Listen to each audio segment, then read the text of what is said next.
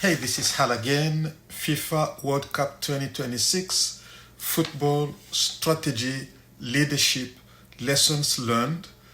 Today, I'm talking about the final, the fallout, and the question nobody is asking.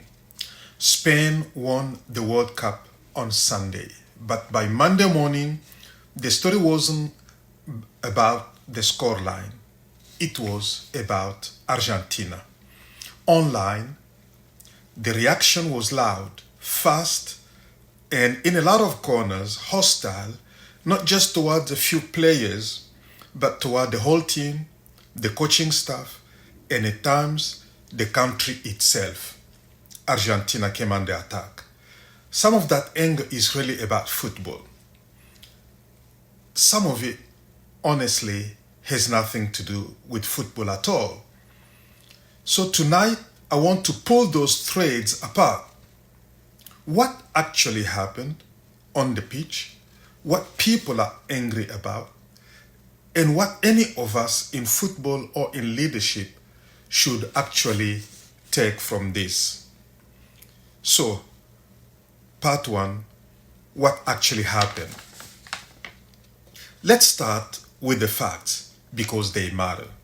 Argentina played the final a man down for a chunk of extra time after Enzo Fernandez picked up a second yellow card.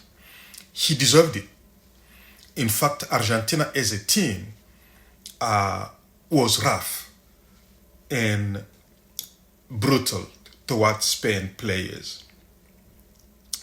So Enzo received a red card. He was sent out of the game. But after the final whistle, there was a genuine, ugly scene as Leandro Paredes, squaring up to Eric Garcia, Nahuel Molina in it too, players and staff having to be pulled apart before things settled down, and Scaloni and De La Fuente embraced for peace. That's not a rumor. That happened on camera in front of the world, billions of people watching. But throughout the tournament, there were other flashpoints. Messi had heated exchanges with referee Joao Pinheiro in the quarterfinal game against Switzerland. Talk to me properly. Don't disrespect me.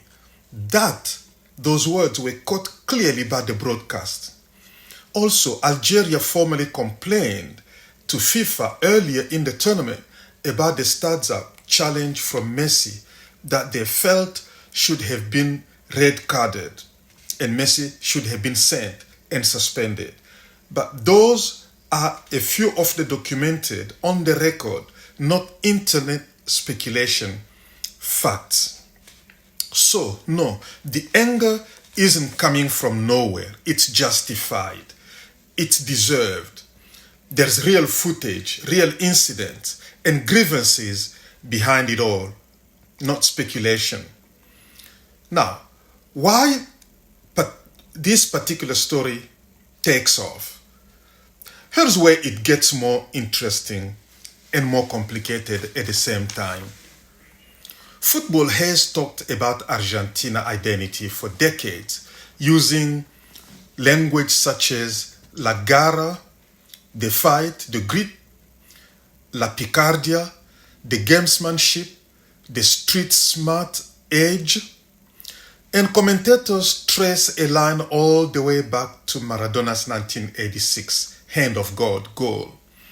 By the way, Maradona never expressed remorse. He celebrated knowing well back in his heart that he had cheated.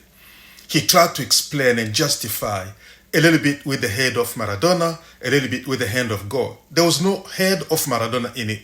It was a handball, and he acted like a hero. Well, I guess in some way he got redeemed with the goal of the century he scored about 5 minutes later. And the world chose to forgive him, chose to allow him, and Maradona has been a legend up until his death. He still is. Look at that, for instance, look at the handball by Messi in 2022 in the game against the Netherlands. He was not penalized. He should have been red carded as well. So the idea that if you're clever enough to get away with it, with something, then it's part of the game, makes, in retrospect today, some fans call it craft rather than cheating, but for many of us, it's one drop too many that caused the glass to overflow. That's a real thread in how the sport has been written about and talked about for 40 years. What's happening today in a lot of the loudest online commentaries is that thread getting picked back up and pointed at this specific tournament. Take the referee confrontations, the post-match brawls, the federation complaints, and use them as proof of a pattern. This is who they are. This is what they always do. Is that justified? You could say so, but not necessarily so. There are two sides to this. We can't blame 46 million people and package them into an accusation because of the behaviors of a few.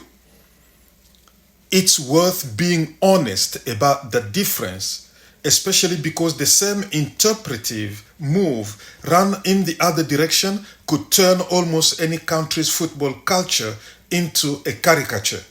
The English are disciplined, the German are structured and organized, Brazil is about flair and creativity. Yeah, we talk like that. Those are storytelling frames too, not verdicts or national character.